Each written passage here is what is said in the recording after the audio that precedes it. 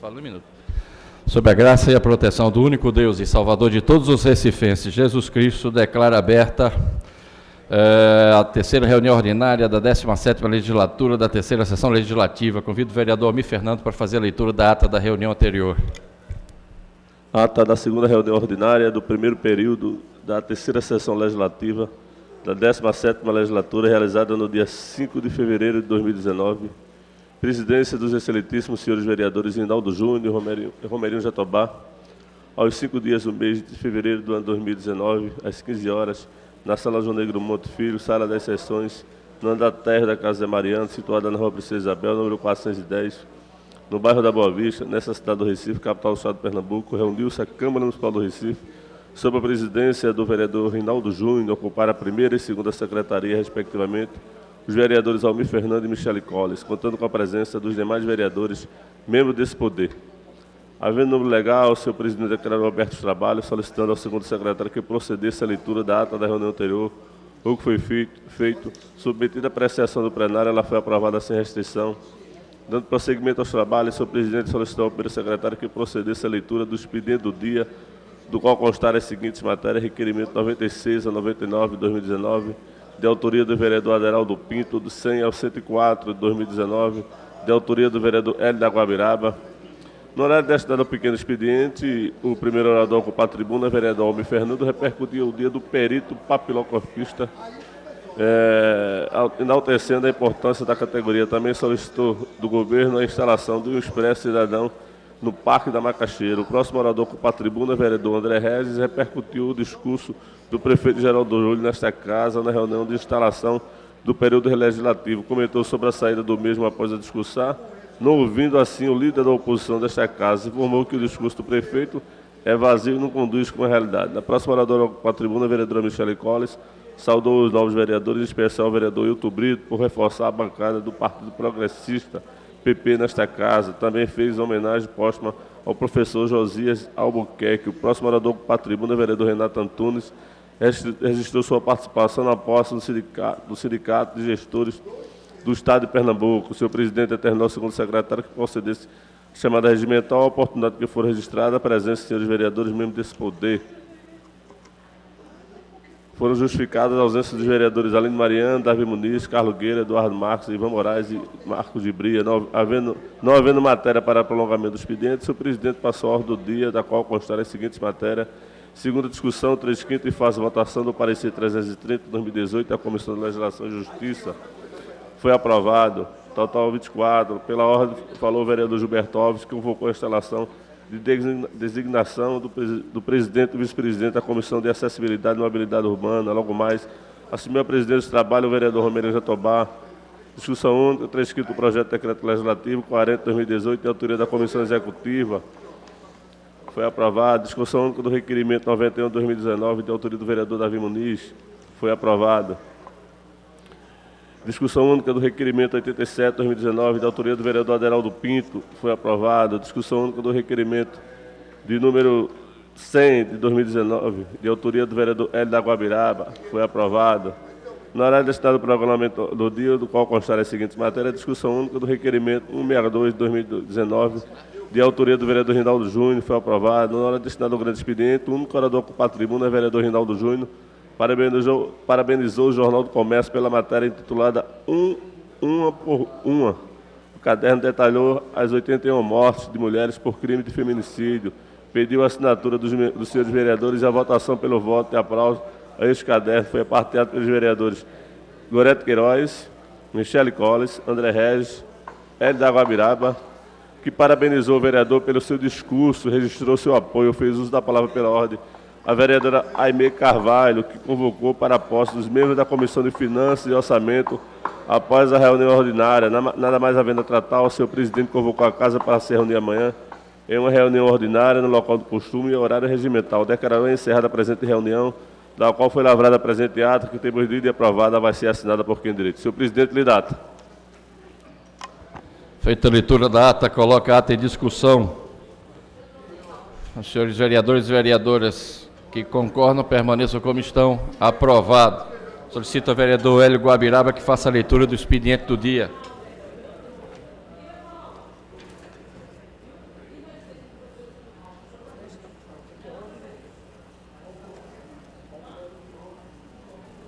presidente. Como é que está o senhor? Estou percebendo, seu rosto está dizendo isso. Pressão alta, mas agora eu estou bem. Está novo? Estou novo. Quer Tá dizer, bom, Mas teve um problema bem.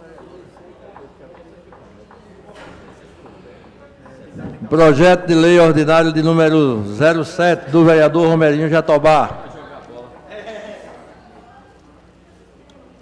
Projeto de lei ordinário de número 08, 2019, do vereador Romerinho Jatobá. Lido a ata, senhor presidente. Lido o expediente, senhor presidente, desculpe. feita a leitura do expediente, passo a chamada dos senhores vereadores e vereadoras inscritos no pequeno expediente. Convido o primeiro vereador inscrito, vereador Chico Kiko. Vereador Chico Kiko. Convido o vereador Jaime Asfora. Vereador Jaime Asfora. Convido o vereador Amaro Cipriano Maguari. Vossa Excelência tem 5 minutos.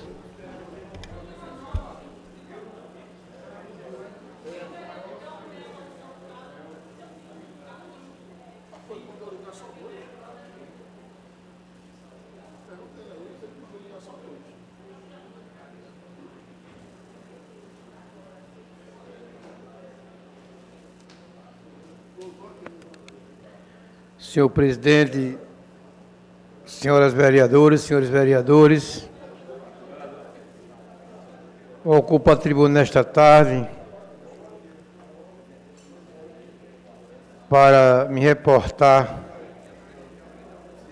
na questão da surpresa do ministro da Justiça do nosso país, Sérgio Moro, de mandar um pacote para o Congresso Nacional totalmente focado no anticrime, né? E lá a bancada de segurança pública do Congresso Nacional, conhecida como a bancada da bala, ela teve um aumento de mais de 50 deputados federais e que é de grande importância discutir a segurança pública do nosso país. Eu até questionava na época da campanha que existia muita promessa do outro lado, né, do lado do Jair Bolsonaro. O pessoal falava muito de Sérgio Moro, que ia mudar, que ia fazer tudo isso, e eu não acreditava muito se não houvesse mudança no Código Penal brasileiro.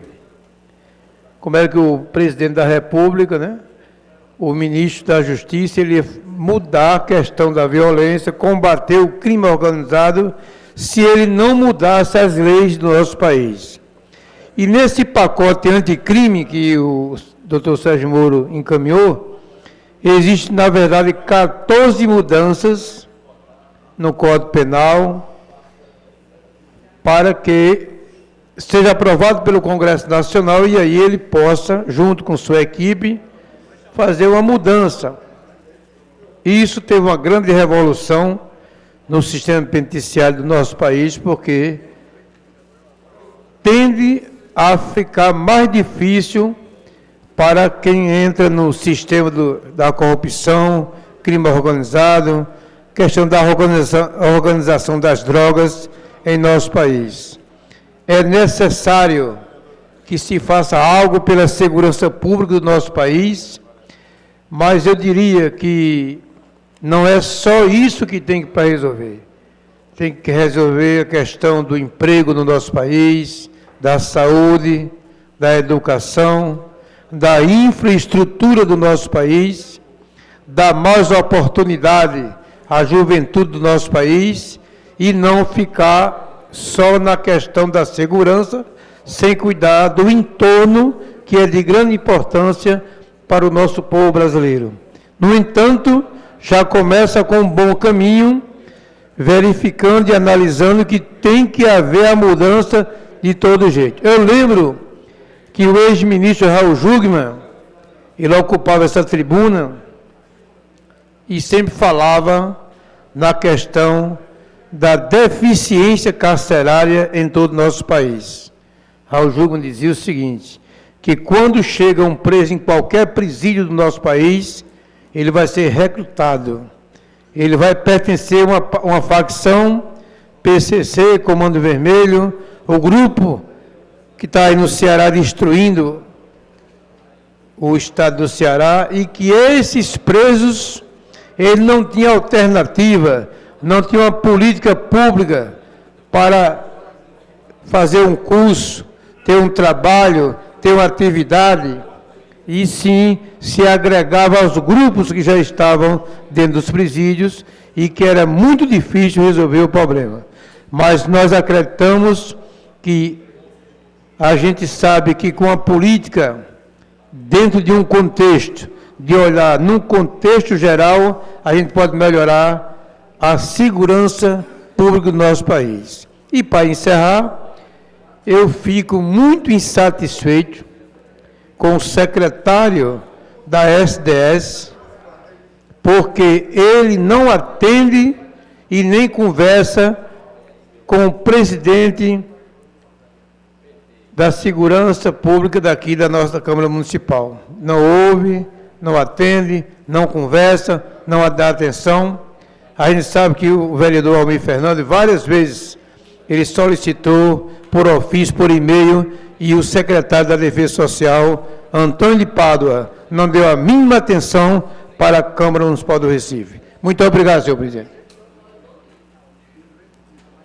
Senhores vereadores, senhoras vereadoras, houve um equívoco da minha parte, houve um pedido de troca de lugar, de chamada, e peço desculpas aos senhores vereadores e vereadoras e convido o vereador Chico Kiko para subir à tribuna e fazer o seu discurso. Perdão.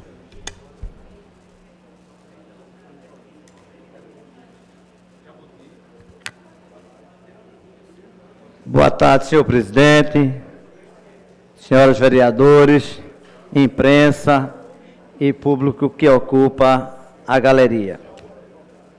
A Prefeitura do Recife publicou nesta última terça-feira, no Diário Oficial, um edital para a contratação de uma empresa de engenharia para desempenhar um projeto e planilha orçamentária da construção do novo Hospital do Idoso do Recife. Fui criado na Zona Oeste do Recife. Até hoje moro na região e sei o quanto lutamos por essa unidade hospitalar. Como vereador desta casa, participei de diversas reuniões com o secretário de Saúde, Jailson Corrêa, e o prefeito do Recife, Geraldo Júlio. Como também sempre fiz questão de cobrar ao prefeito sempre que esteve na região. Inclusive, foi promessa do seu discurso quando inaugurou o novo posto de saúde do Jiquiá e entregamos a pavimentação da rua Gil Rodrigues, em Areias. Diversas vezes subi esta tribuna para compartilhar com todos vocês a dificuldade enfrentada pelos moradores da localidade, sempre em busca de melhorias para desafogar o Hospital do Pan de Areias. Inclusive, solicitamos um requerimento de número 176 de 2008, onde está aqui, se encontra aqui nas minhas mãos, onde foi um requerimento meu para que fosse instalado mais uma unidade de saúde naquela região. Esse requerimento foi aprovado por todos vocês desta casa, por unanimidade, e por uma nova unidade de saúde na Zona Oeste do Recife, que será construída na área cedida pelo governo do estado no Pan de Areias. O edital foi o primeiro passo. Espero subir a esta tribuna ainda este ano para comemorar a inauguração do Hospital do Idoso em Areias. Quero dizer a todos vocês que, para mim, é uma satisfação ter lutado tanto para que o Hospital do Idoso fosse para a Zona Oeste do Recife e principalmente para a área do Hospital do Pão de Areias. Eu agradeço a atenção de todos vocês e uma boa tarde. Obrigado, Excelência. Convido a vereadora Emê Carvalho. A senhora é a líder do seu partido? A senhora é a líder. É. Rinaldo é o vice. Certo. Almir. Boa tarde, senhor presidente, senhores vereadores, senhoras vereadoras, público, imprensa aqui presente. Ontem à tarde participei da instalação da Comissão de Finanças e Orçamento da Casa para o biênio 2019-2020. Este será mais um trabalho que faço com muita seriedade e compromisso. Ser a única mulher da equipe aumenta ainda mais, considero, a minha responsabilidade. Meu desejo é que nos próximos 2 anos sejam de muita dedicação e trabalho. Quero também informar aos meus pares e à população sobre a última reunião que participei do Conselho Municipal do Idoso, o CONDI. Ontem estive na Prefeitura do Recife, na Secretaria de Direitos Humanos, reunida com toda a equipe do CONDI, em reunião ordinária. A primeira importante pauta que estamos trabalhando vai precisar de todo o apoio da nossa Casa Legislativa. Estamos reunindo esforços para atualizar o regimento do Conselho. É de absoluta importância que haja uma adequação do texto para que as necessidades que forem surgindo ao longo dos anos sejam atendidas. Também ontem demos início aos esforços para a realização da Conferência Municipal do Idoso. Uma comissão organizadora foi instituída para trabalhar na programação e detalhes do evento, que já adianto, deve acontecer em abril deste ano. Antes teremos as pré-conferências. A Conferência Municipal do Idoso antecede a estadual. E em novembro deste ano, em Brasília, teremos a 5ª Conferência Nacional dos Direitos da Pessoa Idosa. Neste sentido, atendemos a missão de formular diretrizes, elaborar planos e propor políticas no âmbito da administração municipal, visando assim a garantia dos direitos e a inclusão social da pessoa idosa. Em nosso próximo encontro, solicitamos a presença do secretário de Saúde do Recife para discutirmos todos juntos as ideias relacionadas ao Hospital do Idoso, promessa de campanha do nosso prefeito Geraldo Júlio. Não há dúvidas de que toda a cidade recebeu a ideia com alegria e entusiasmo. No entanto, a discussão é importantíssima para que pensemos na estrutura ideal.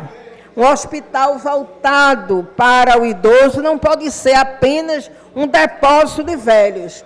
Não pode ser uma unidade onde as pessoas levem os idosos prestes a morrer para os últimos atendimentos. A intenção do Conselho é, junto à Secretaria de Saúde, trabalhar uma estrutura que permita o atendimento humanizado, a prevenção, fazendo com que este seja um hospital de referência. Outra preocupação é que o Hospital do Idoso não esvazie os investimentos da área geriátrica de outras unidades hospitalares. Toda a rede de saúde precisa estar preparada para receber e bem atender os idosos. E nós temos a certeza de que o pensamento do prefeito é o mesmo. Então, logo tenhamos novidades sobre estes trabalhos, estaremos prestando contas para esta casa e para toda a população. Muito obrigada, boa tarde. Senhor presidente, pela ordem. Pois não, Excelência. Eu quero pedir dispensa de prazo da emenda do projeto de lei número 1 de 2019, que extingue os cargos comissionados, promove a reestruturação da administração direta e indireta do município do Recife e das outras providências. Pois não, Excelência. Defiro o pedido de Vossa Excelência. Solicito ao vereador Almir Fernando que faça a consulta dos senhores líderes. Pelo PSB, vereador Amaro Cipriano Maguari. Sim. PP. Uhum. Aline Mariano. Michele Colles. PSC, Renato Antunes. Renato Antunes. Sim.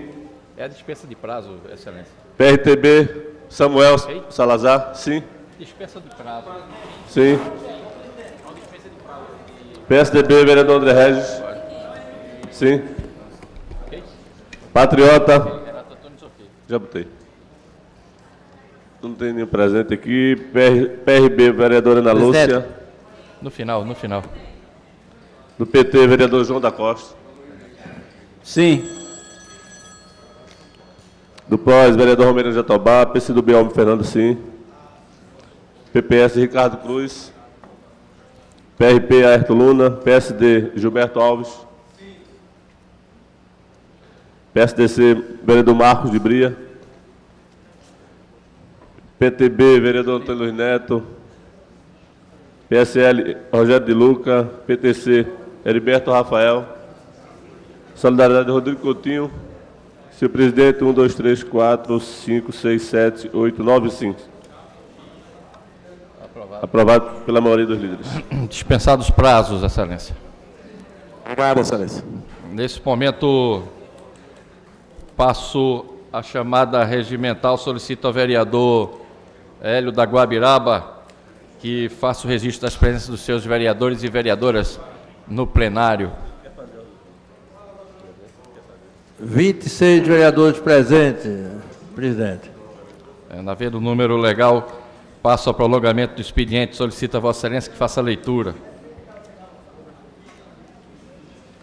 Prolongamento do expediente, terceira reunião ordinária da 17ª legislatura, terceira sessão legislativa, dia 6 de 2 de 2019, discussão única do requerimento de número 127/2019, de autoria da vereadora Ana Lúcia, conceder... Certo. Desculpe. Certo. Lido o pequeno prolongamento Coloca do em expediente. discussão. Encerrada a discussão, votação. Senhores vereadores e vereadoras que concordam, permaneçam como estão. Aprovado. Encerrado o prolongamento do expediente. Passo nesse momento a ordem do dia. Solicito ao vereador Hélio Guabiraba que faça a leitura. Discussão única do requerimento de número 105/2019 ao número 118/2019, de autoria do vereador Augusto Carreras.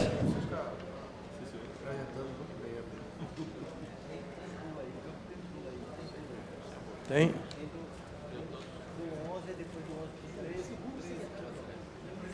Não. Todos. Não, todo Augusto Carreira. Tem razão. Ok, presidente. Todos em discussão. Encerrada a discussão, votação. Senhores vereadores e vereadoras que concordam, permaneçam como estão. Aprovados. Discussão única do requerimento 112/2019 ao número... como também o 128, 130, 132, 133, 134, 135, todo da vereadora irmã Aimee. Coloco todos em discussão. Encerrada a discussão, votação. Os senhores vereadores e vereadoras que concordam, permaneçam como estão. Aprovados. Discussão única do requerimento número 120/2019, de autoria do vereador Rinaldo Júnior. Coloco em discussão. Encerrada a discussão, votação. Os senhores vereadores e vereadoras que concordam, permaneçam como estão. Aprovado. Discussão única do requerimento 121 e 122/2019 do vereador Benjamin da Saúde. Coloco todos em discussão. Encerrada a discussão, votação. Senhores vereadores e vereadoras que concordam, permaneçam como estão. Aprovados. Discussão única do requerimento 123 e 125/2019, todos do vereador Almir Fernando. Coloco todos em discussão. Encerrada a discussão, votação. Os senhores vereadores e vereadoras que concordam, permaneçam como estão. Aprovados. Discussão única do requerimento 126/2019, de autoria da vereadora Aline Mariano. Coloco em discussão. Encerrada a discussão, votação.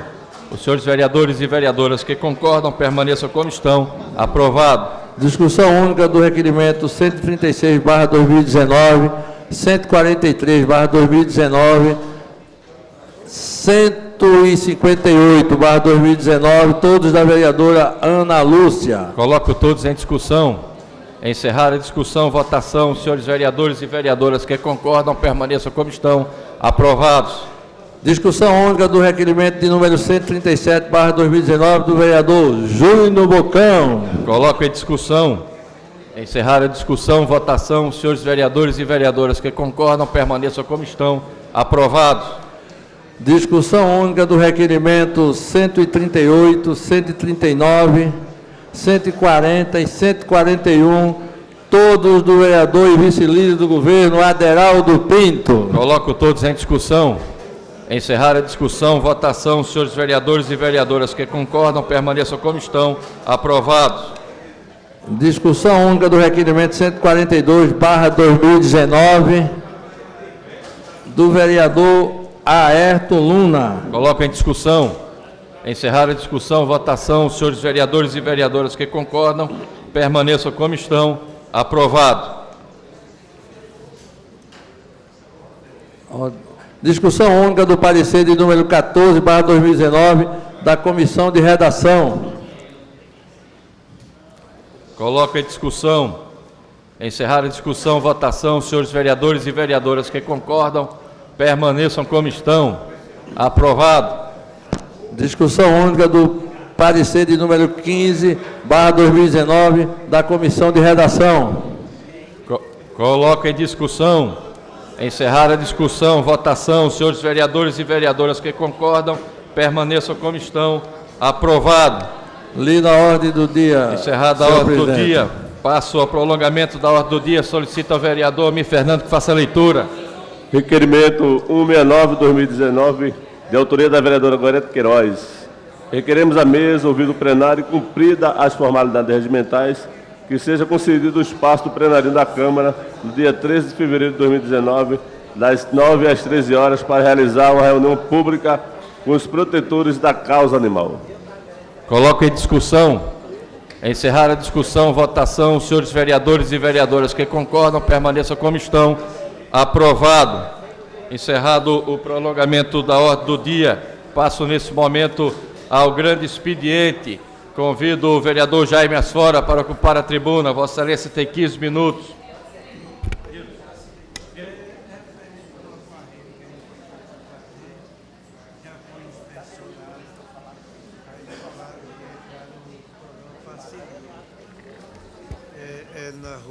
Senhor presidente, senhoras vereadoras, senhores vereadores, eu venho a essa tribuna para falar de dois assuntos, nesse primeiro pronunciamento do ano de 2019, do novo ano legislativo.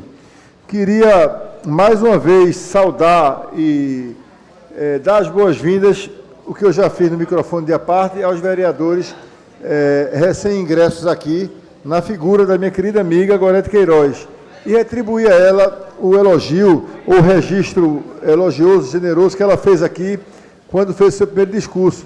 Nós tivemos a honra, eu tive e você teve, pelo que você falou, de trabalharmos juntos. E ali nós dois vimos, eu ainda era suplente naquela época, e eu pude contar com sua expertise nessa área de animal e de comunicação também, que para os que não sabem, Gorete também é jornalista.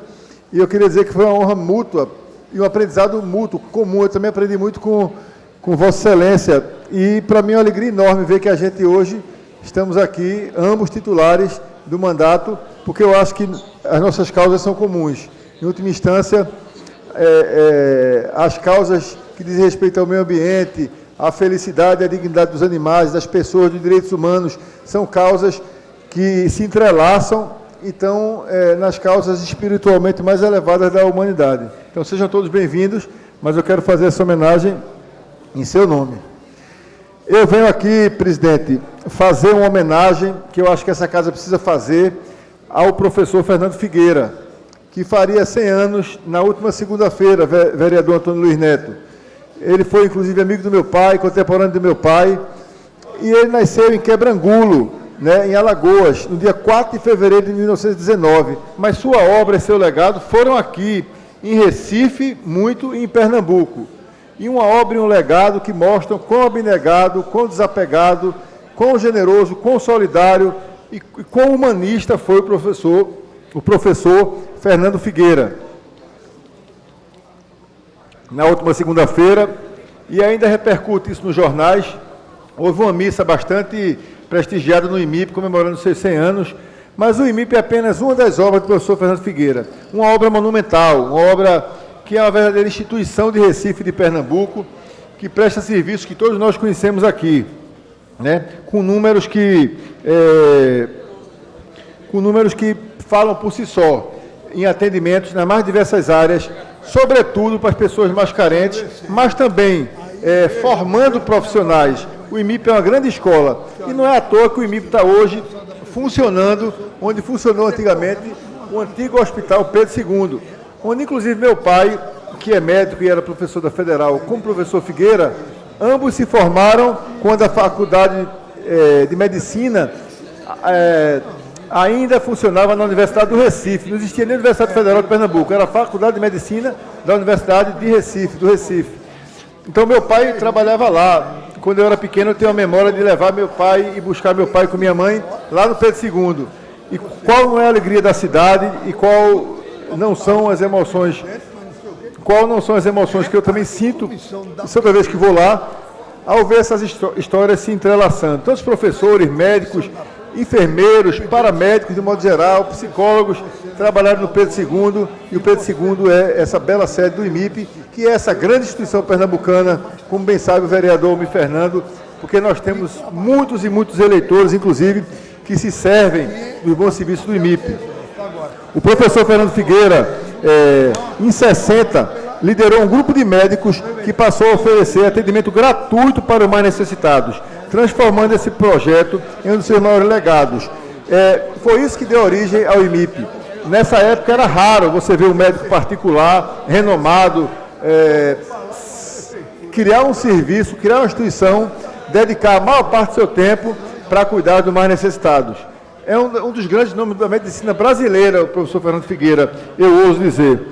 E o IMIP sempre tratou com excelência a pessoa, independente da sua condição social, da sua faixa etária, da sua origem, da sua cor, da sua orientação sexual.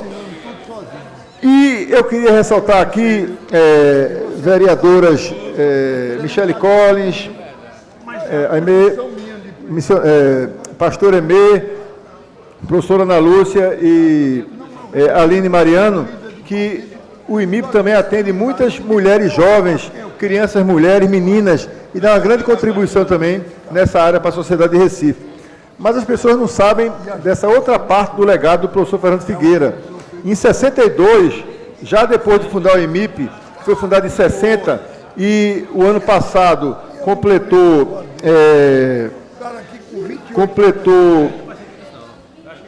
58 anos. Em 62, vereadora Gorete Queiroz, ele fundou o Instituto de Nutrição da Universidade Federal de Pernambuco. De 69, que foi o ano que eu nasci, até 71, ele presidiu a Sociedade de Medicina de Pernambuco. Presidiu também a Academia Pernambucana de Medicina, da qual foi fundador, inclusive, em 70.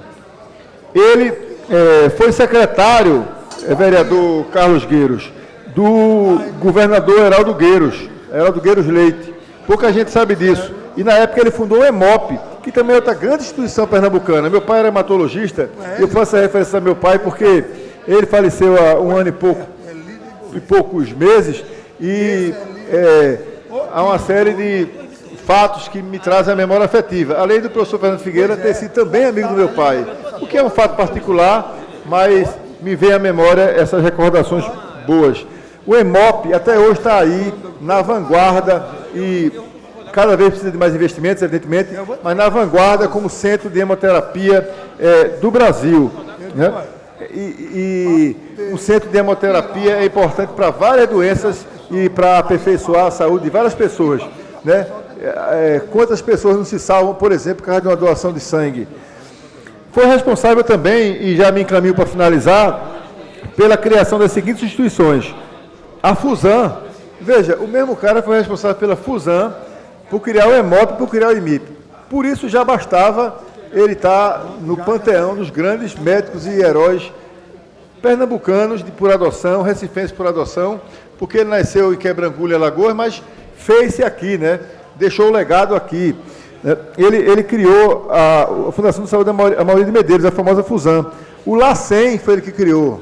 Veja, o Laboratório Central de Pernambuco, super importante na área de exames, que é um grande veio da medicina.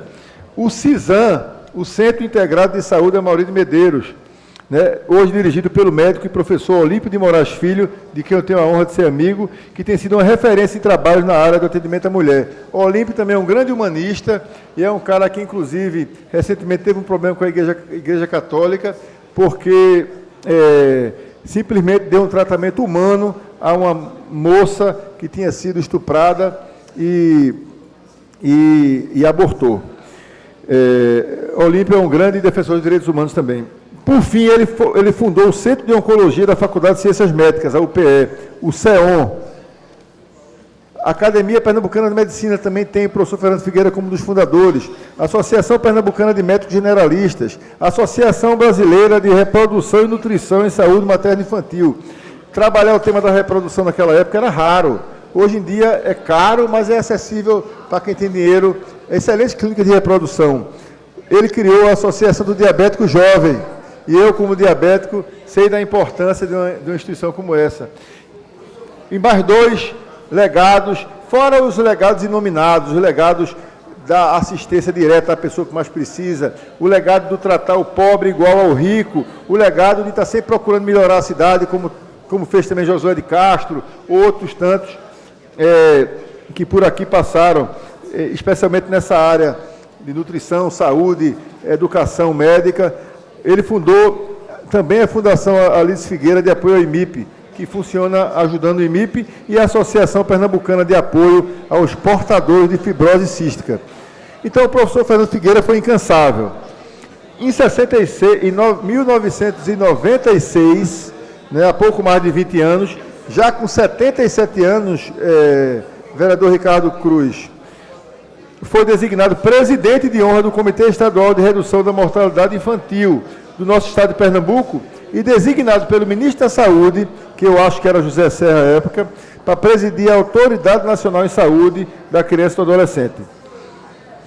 Portanto, se Recife é um polo médico, e Recife é um polo médico, e Recife é o terceiro ou segundo polo médico do Brasil, de acordo com de como você mede, de acordo com a medição, Fernando Figueira tem como âncora uma participação fundamental nisso. E a gente merece e deve homenageá-lo, e eu faço isso com muita alegria. Também quero registrar aqui as boas administrações que o IMIP vem tendo, tanto na pessoa do secretário Antônio Figueira, como na pessoa do professor Carlos Moraes, cardiologista de escola também, como na pessoa atual do presidente, a quem eu quero saudar em nome de todo o seu corpo, de médicos e homens que trabalham lá, Giliate Falgo, que também foi secretário de saúde. E as mulheres na pessoa dessa médica incansável e fantástica, que é também Silvia Richardson. Então, portanto, senhor presidente, eu paro por aqui fico muito feliz de poder ser porta-voz de uma homenagem ao professor Fernando Figueira, por tabela ao IMIP e a todo o seu legado, vereador Antônio Luiz Neto.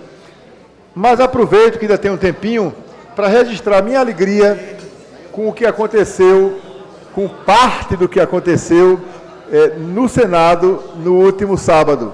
Mesmo havendo uma previsão regimental do voto secreto, previsão que não encontra amparo na Constituição Federal, que é silente, que é omissa em relação a isso, portanto, uma previsão de duvidosa constitucionalidade, e mesmo tendo havido uma liminar às 13h45 da manhã do ministro Dias Toffoli, para dizer que o voto devia ser fechado quando mais de 50 senadores já tinham votado pelo voto aberto, prevaleceu o voto aberto.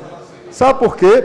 Porque a opinião pública fez pressão através dos meios que estão à sua disposição hoje, como as redes sociais, WhatsApp, e-mails, televisão, na rua. A pressão da opinião pública foi avassaladora. Se você ligasse a TV Senado, a Globo News, as rádios que transmitiram, o Brasil se mobilizou como nunca.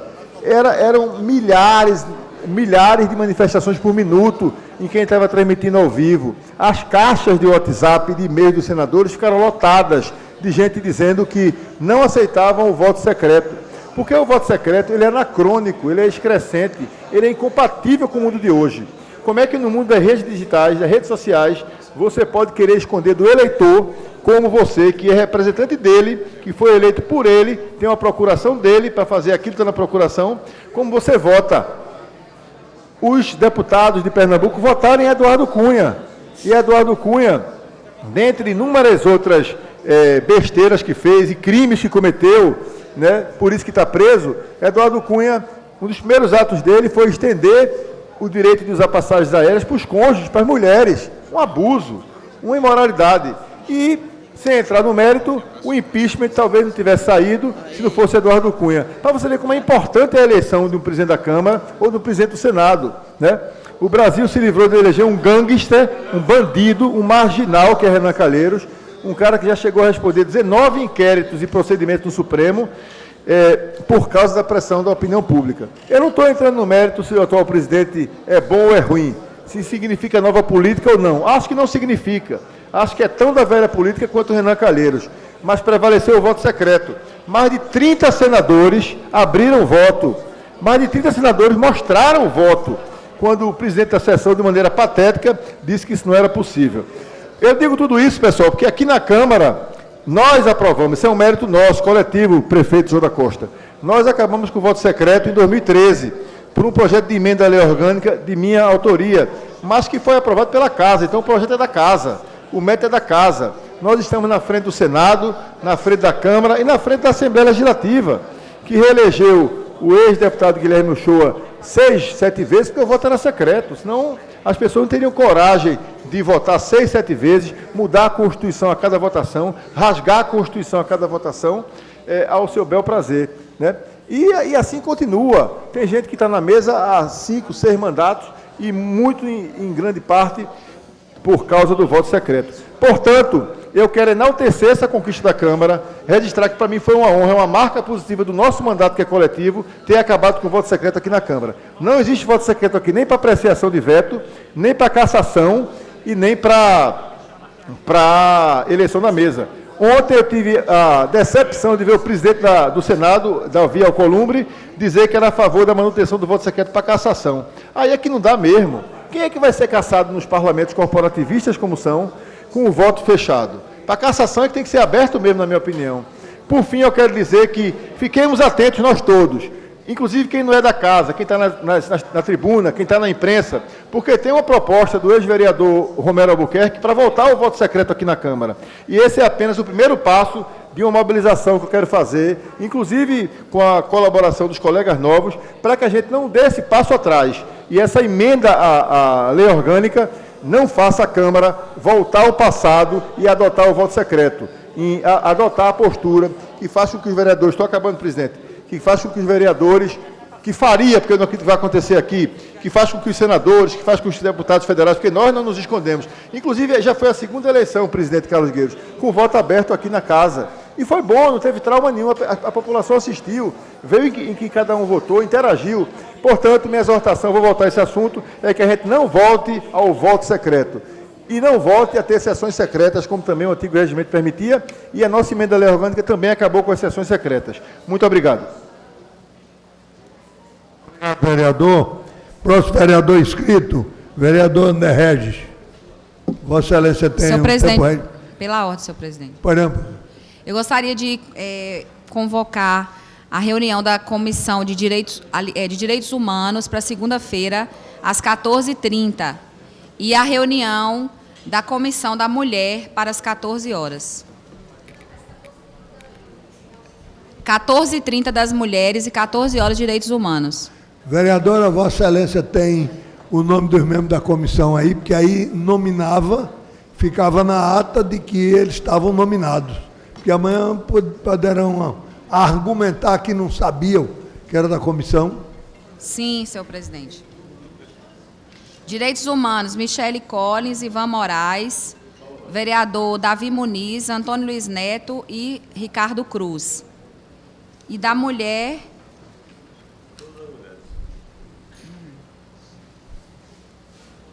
é a vereadora Aline Mariano, Aimee Carvalho, Michele Collins, Ana Lúcia e Gorete Queiroz. Obrigada. Nada, está feito o registro e... Pela ordem, senhor presidente.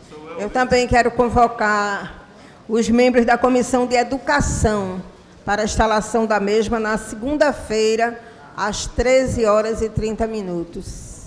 Muito obrigada. Nomeie os membros, por favor. Comissão de Educação. Ana Lúcia, vereadora Ana Lúcia, Aimee Carvalho, Hélio Guabiraba, Renato Antunes, Chico Kiko. Muito obrigada.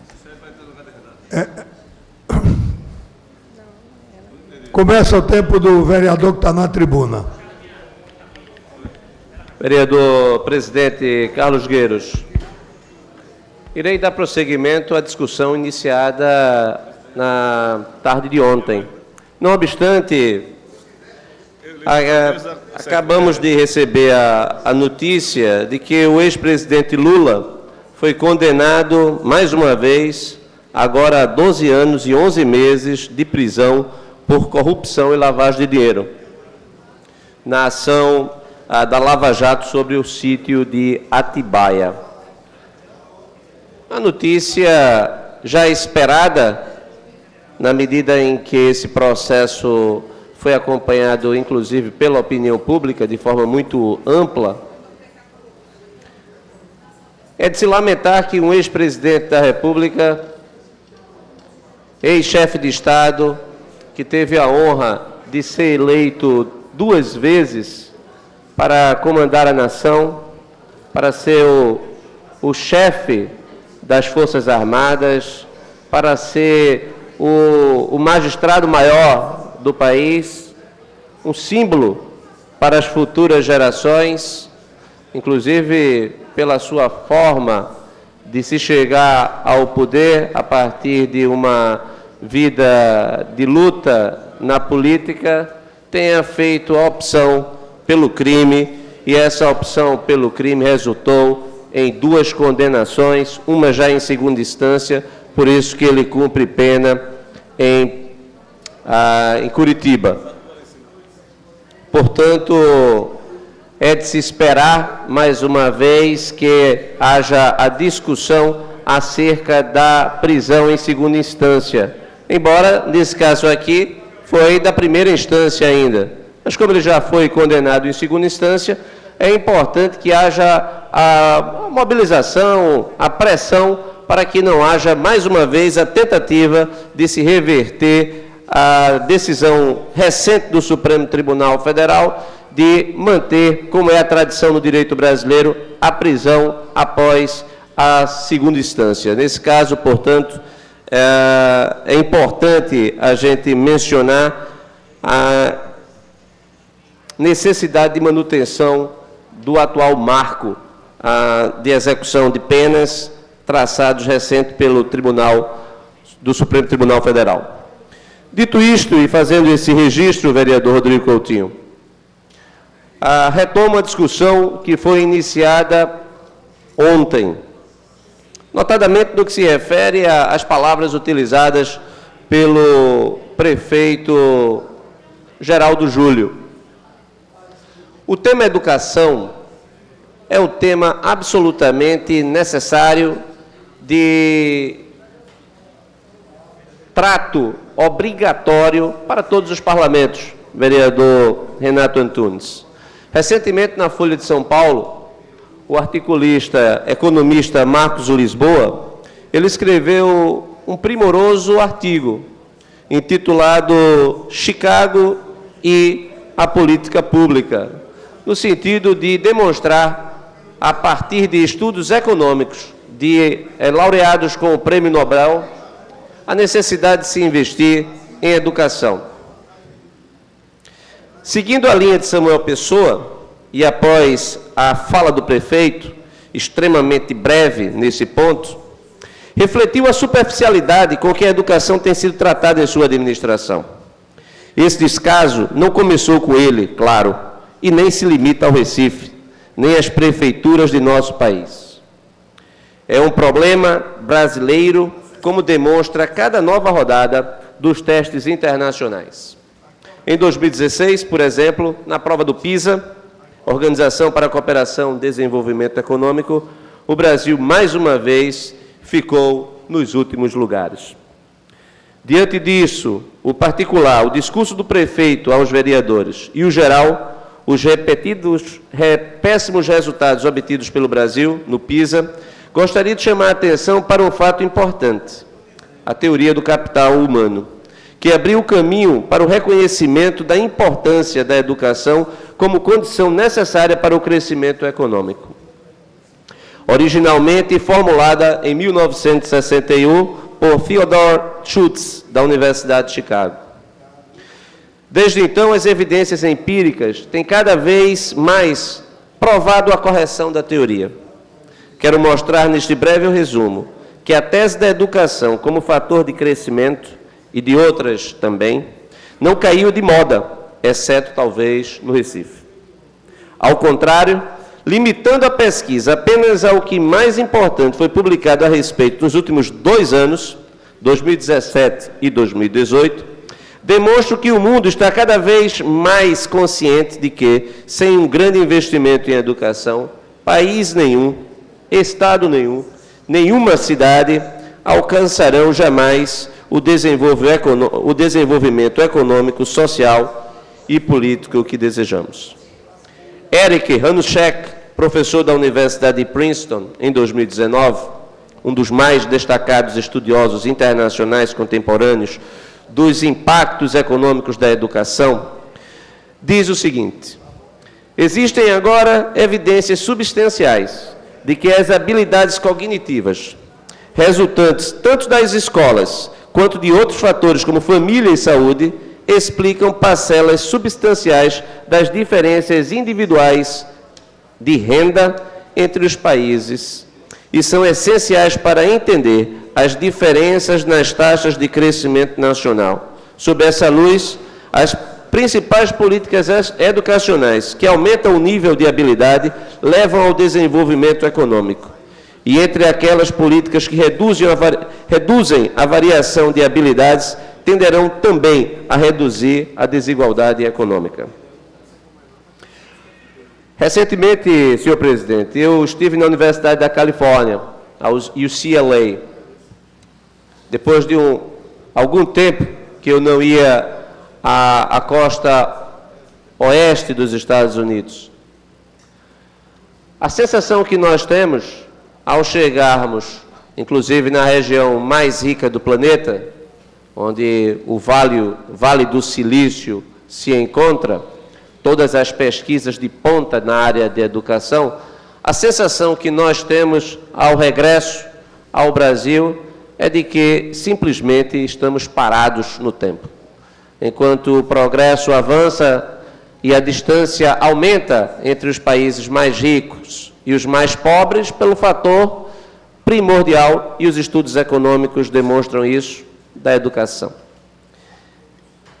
É algo que nos traz absoluta tristeza, porque habilidades cognitivas, devo lembrar, são desenvolvidas principalmente na escola, vereador Renato Antunes.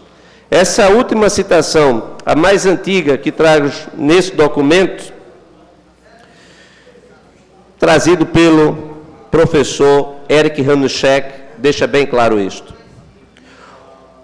O Conselho da União Europeia, em 2018, a principal instância de decisão da União Europeia, estabeleceu: é a expressão da vontade dos Estados-membros, cujos representantes se reúnem regularmente em nível ministerial. O Conselho estabeleceu o seguinte: os estudos sobre o papel social do ensino superior e sua contribuição para o crescimento econômico levaram à conclusão de que este é gerado pela expansão do volume da mão de obra e recursos de capital, melhorando sua qualidade na base do progresso tecnológico e educacional. Atenção considerável é dada ao capital humano como alavanca principal do desenvolvimento econômico. No passado se pensava que o que levava ao desenvolvimento econômico eram os recursos naturais, quando hoje a teoria econômica demonstra que a principal alavanca é, sem dúvida alguma, o capital humano. E o que nós fazemos com as nossas crianças na cidade do Recife é simplesmente inaceitável, na medida em que elas, apesar de irem para as escolas, elas vão e não aprendem. Os testes demonstram isso. Mas elas não aprendem não por sua culpa, não aprendem porque o sistema é feito para que elas não aprendam.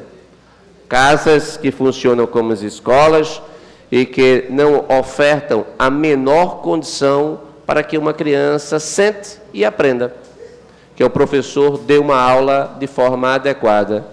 E para quem não sabe quanto custa uma criança na rede municipal do Recife, o valor ultrapassa R$ 950 por mês cada criança. Imagine se o pai recebesse um cheque de R$ 950 para que ele pudesse escolher livremente a escola para matricular o seu filho. Ele matricularia numa escola pública da cidade do Recife? Obviamente que não, porque o pai e a mãe amam sua criança e querem que elas tenham as melhores oportunidades. Lamentavelmente, as nossas escolas, elas constituem-se em espaços violadores de direitos humanos. Eu, antes de seguir, passo a palavra, senhor presidente, para o líder da oposição, o vereador Renato Antunes.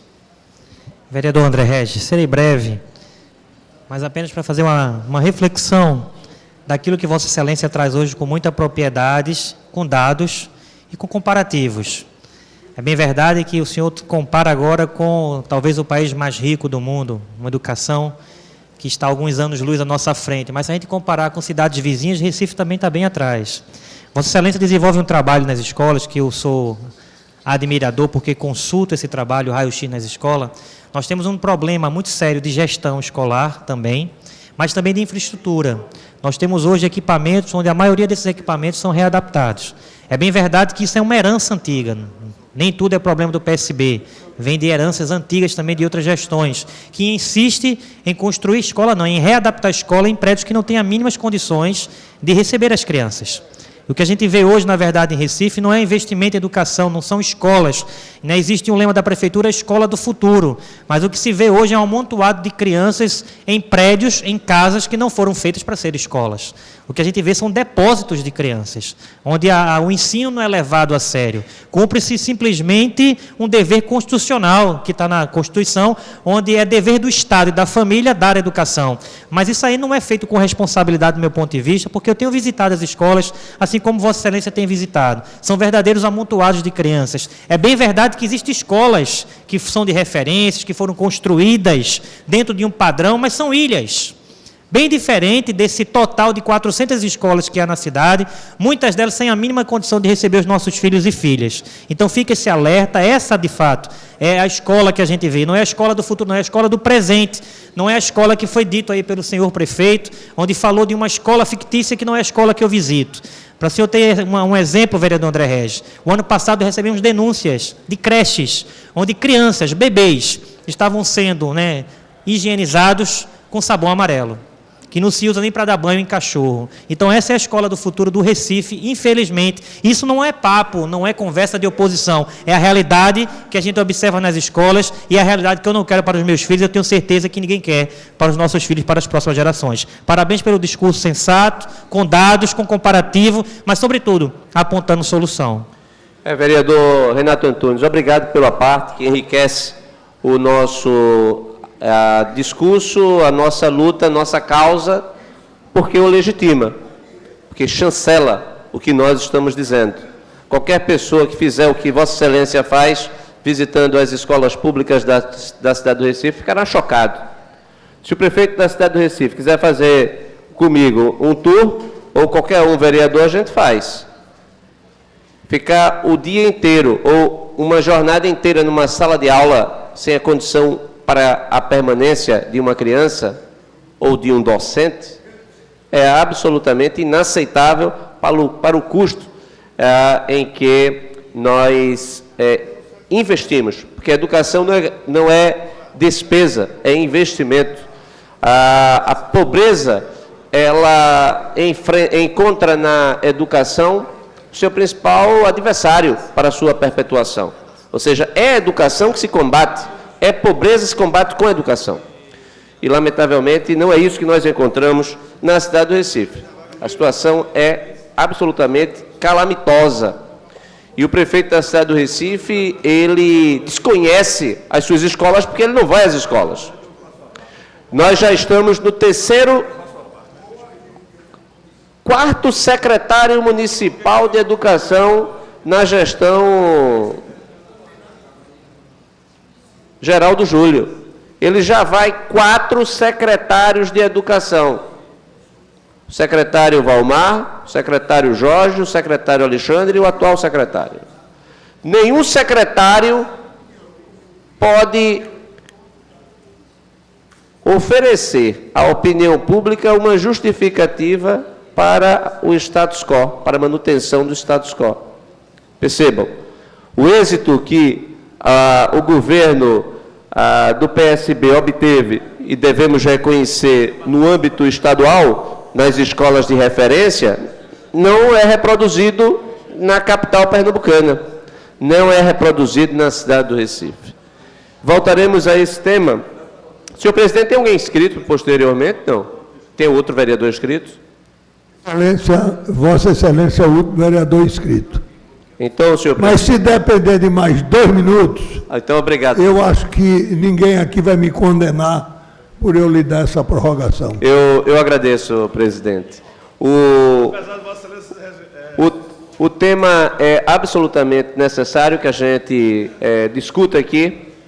Eu voltarei ainda posteriormente à discussão, inclusive porque nós estamos em campo, toda a minha equipe está em campo, cobrindo todas as escolas. E nós vamos apresentar um relatório, que será encaminhado também ao Tribunal de Contas e ao Ministério Público da cidade do Recife, o Ministério Público do Estado de Pernambuco, mostrando o que nós encontramos em loco. Os equipamentos caríssimos que a Prefeitura tem comprado e que estão sem uso, porque foram comprados sem nenhuma estrutura lógica. Inclusive, o prefeito Geraldo Júlio, quando ele mencionou aqui que os professores receberam os tablets, os professores estão reclamando, dizendo, onde é que estão esses tablets que o prefeito disse que entregou aos professores? E mais, quando o secretário Valmar assumiu a prefeitura na primeira oportunidade, e o prefeito Geraldo Júlio foi anunciar o que faria para a educação, o que ele prometeu foi um tablet para cada criança. Foi feito uma vez e o programa foi interrompido. Por quê? Por que não há mais entrega de tablets para as crianças da cidade do Recife? Vereadora Gorete. Porque, mais uma vez, a Prefeitura, ela inicia programa e encerra sem nenhum tipo de lógica, sem nenhum tipo de assessoramento técnico capaz de fazer a diferença. Por isso que nós passamos vergonha no Brasil, nos testes do Prova Brasil, do IDEB. Muito obrigado, senhor presidente. Obrigado, vereador. Como disse antes... Senhor presidente, pela ordem.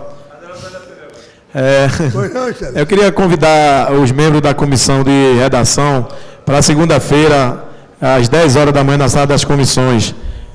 Aderaldo Pinto, Renato Antunes, Marco de Bria, Hélio da Guabiraba e Antônio Luiz Neto. Estão devidamente convocados, não havendo mais nenhum vereador inscrito. Não havendo mais nenhum vereador inscrito para o grande expediente, nem para tempo de liderança e muito menos explicações pessoais, declaro encerrada a sessão desta tarde, convocando os senhores vereadores para a próxima segunda-feira, dia 11, às 15 horas, neste local. Está encerrada a sessão.